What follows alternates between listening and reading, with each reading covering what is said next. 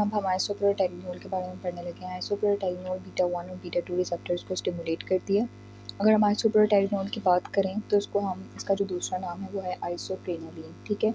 और ये बीटा 1 और बीटा 2 रिसेप्टर्स दोनों पे काम करती है और ये एक्सोजीनस होती है, ठीक है। और ये नॉन सेलेक्टिव बीटा एगोनिस्ट है। अब नॉन सेलेक्टिव बीटा एगोनिस्ट है मतलब ये कि बीटा 1 बीटा 2 दोनों रिसेप्टर्स पे काम करेगी। जब ये बीटा 1 रिसेप्टर पे काम करेगी तो वो सारे इफेक्ट्स आएंगे जो कि बीटा 1 रिसेप्टर प्रोड्यूस करता है। इसके अंदर क्या है कि हार्ट रेट ज़्यादा हो जाएगा, कार्डिक आउटपुट ज़्यादा हो जाएगा, हार्ट की कॉन्ट्रैक्टिलिटी ज़्यादा हो जाएगी। अब जब हार्ट रेट ज़्यादा होगा तो पॉजिटिव आइनोट्रोपिक इफेक्ट होगा, कॉन्ट्रैक्टिलिटी ज़्यादा होगी तो क्रोनोट्रोपिक इफेक्ट ज़्यादा होगा, ठीक है। रेट ऑफ कॉन्ट्रैक्शन ज़्यादा हो रहा है ना, और उसके बाद अगर कंडक्शन वेलोसिटी ज़्यादा हो जाएगी तो उसे हमें पता है कि इसे ड्रोमोट्रोपिक इफेक्ट कहते हैं। तो ये सारे इफेक्ट क्यों आ रहे होते हैं? क्योंकि ये बीटा 1 रिसेप्टर को स्टिमुलेट करता है। साइनोएट्रियल नोड्स से जो स्टिमुलेशन होती है उनको ज़्यादा कर रहा होता है। हमें पता है फॉर एग्जांपल अगर हमें कंसीडर करें कि ये हमारे पास हार्ट है, ठीक है, और ये ऊपर एओर्टा, तो यहाँ पर हमारे पास एट्रियम है, ठीक है, यहाँ पर वेंट्रिकल है। तो ऐसे नोड से जो फायरिंग रेट है वो उसको इंक्रीज़ करेगा। यहाँ पर जो बीटा 1 रिसेप्टर्स हैं उनको स्टिमुलेट करेगा, ठीक है। यहाँ पर जो बीटा 1 रिसेप्टर्स हैं वो स्टिमुलेट होंगे तो हार्ट की जो कॉन्ट्रैक्शन है वो भी ज़्यादा होगी। इसके अलावा जो इसका कार्डिक आउटपुट है वो ज़्यादा होगा, ओवरऑल स्टिमुलेटरी इफेक्ट आएगा। उसके बाद अगर हम बीटा 2 रिसेप्टर्स की बात करें तो वो क्या करते हैं कि डायलेट करते हैं स्केलेटल मसल्स की आर्टेरियोल्स को।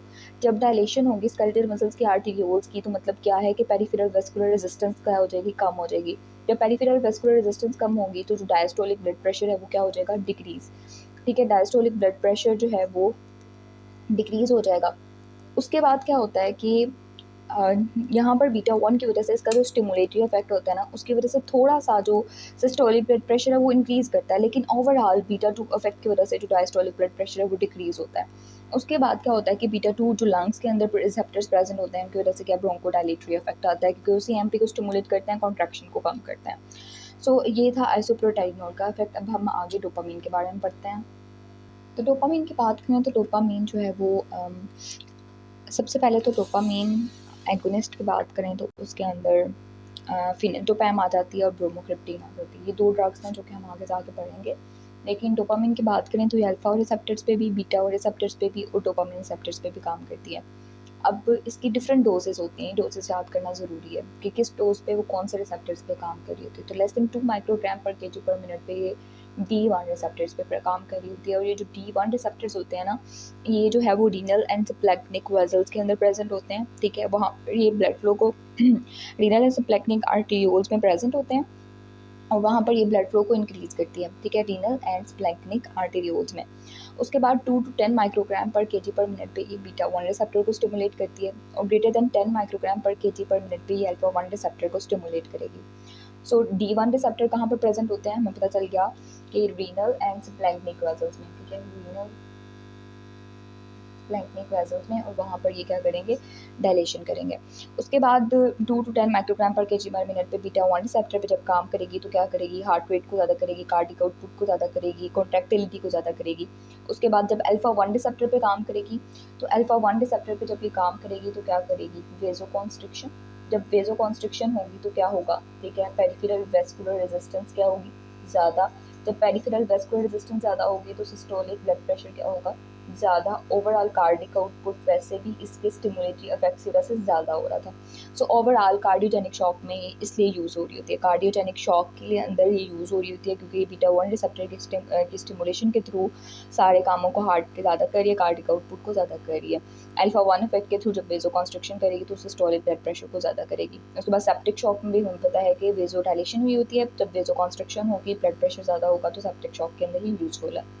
लेकिन इसका एक और चीज़ है जो कि बहुत इंपॉर्टेंट है, जो कि याद करने वाली है। ये यूज़ होती है cardiogenic shock with renal shutdown.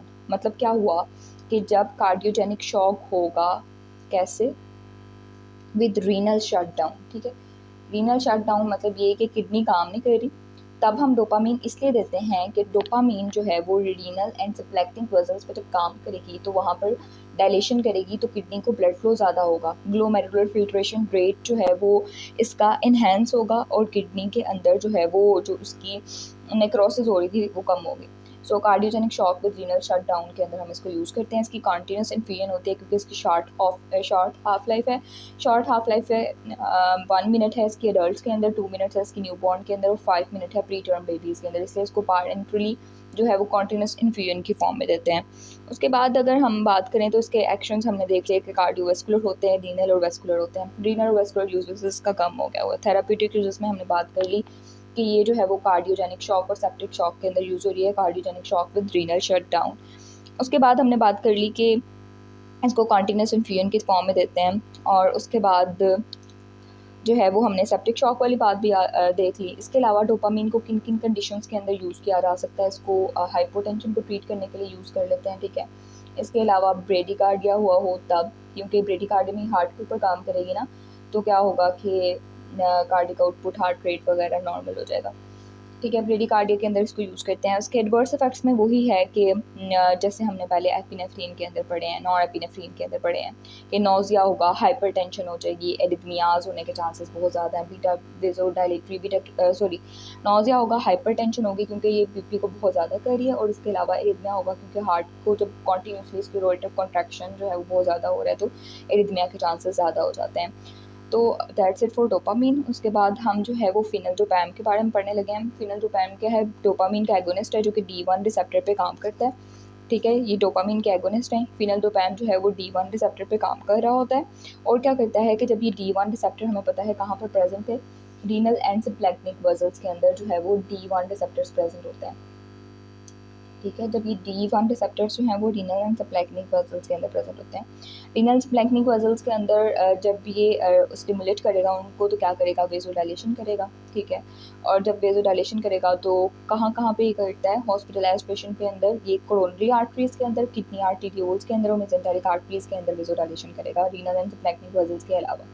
सो फिनल्डोपैम जो है उसको इसकी जो हाफ लाइफ है वो थोड़ी है, इन 10 मिनट्स के अंदर अंदर जो है वो इसकी एलिमिनेशन हो जाती है, ठीक है। इसको IV इन्फ्यूजन की फॉर्म में देते हैं। इसके अलावा इसके एडवर्स इफेक्ट्स में वही कॉमन सी बातें, हेडेक होगी, डिजीनेस होगी, नोज़िया होगा, वॉमिटिंग होगा और टेकिकार्डिया होगा।